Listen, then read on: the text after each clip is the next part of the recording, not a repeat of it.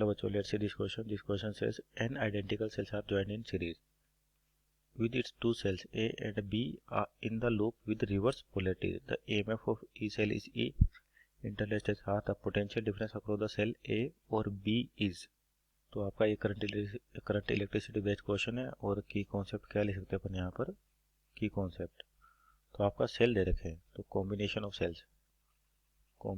Sales है आपके पास combination of sales. तो यहाँ देखिए आपको n आइडेंटिकल सेल दे रखे हैं कि आइडेंटिकल का मतलब है सभी का ईएमएफ क्या होगा सेम होगा और इंटरडिस्टेंस क्या सेम है. तो सपोज करिए इस तरह से आपके पास सेल्स है और कैसे ज्वाइन है सीरीज में अप टू इनफाइनाइट. सभी का ईएमएफ ई है, इंटरडिस्टेंस आर है आपके पास और किस तरह जुड़े सीरीज में.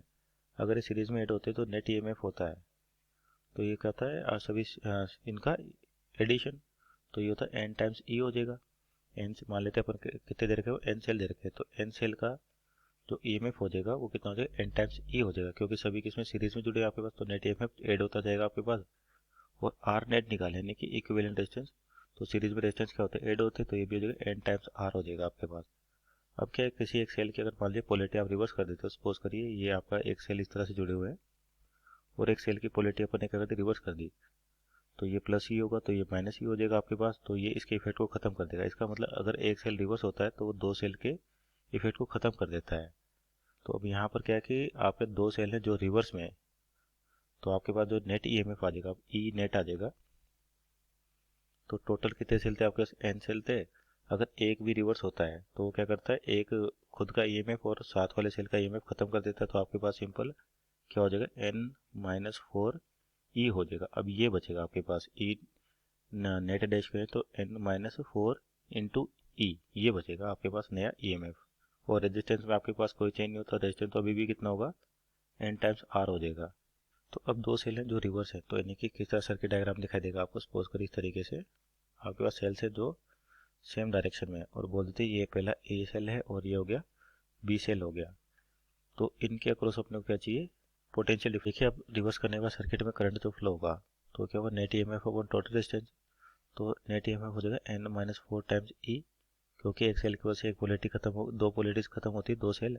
तो दो सेल रिवर्स हो रहे तो अपने पास जो नेट ईएमएफ हो जाएगा 4 टाइम्स कम हो जाएगा और इक्विवेलेंट कितना n टाइम्स आ रहा होगा. तो ये करंट फ्लो कर रहा है और इधर मान लिया अगर बैटरी इस तरह बना रखी है अपने पास तो जो करंट होगा ऐसे फ्लो होगा आपके पास इस डायरेक्शन में. तो किसी भी एक सेल के अक्रॉस अपने को ईएमएफ चाहिए. तो सपोज करिए ए सेल है और इसका इंटरडिस्टेंस कुछ इस प्रकार से अपन ने बना लिया. तो इसका ईएमएफ भी कितना था ई था और करंट ऐसे फ्लो हो रहा है. इसका मतलब प्लस होगा आपके पास ये माइनस होगा ये प्लस होगा और ये माइनस होगा. तो इसके अक्रॉस अगर वोल्टेज की इक्वेशन लिखे अपन या ईएमएफ की इक्वेशन लिखे तो प्लस से माइनस जाते हैं तो अपने पास क्या होता है माइनस. तो माइनस का आई इंटू आर और प्लस से माइनस जा रहे थे माइनस का ई.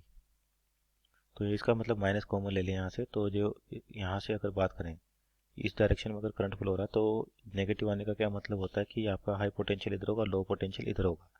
तो यहाँ से अगर इसके केवल मैग्नीट्यूड वाइज देखें तो v की वैल्यू हो जाएगी ई प्लस आई आर.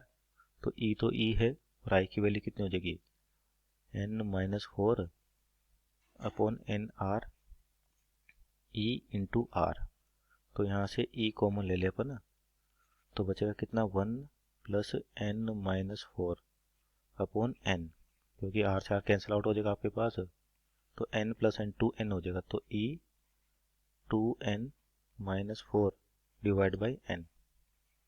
तो इसका ईएमएफ आ जाएगा. आप देखिए किस फॉर्मेट में आपके पास क्वेश्चन है 2e बाहर ले रखा है.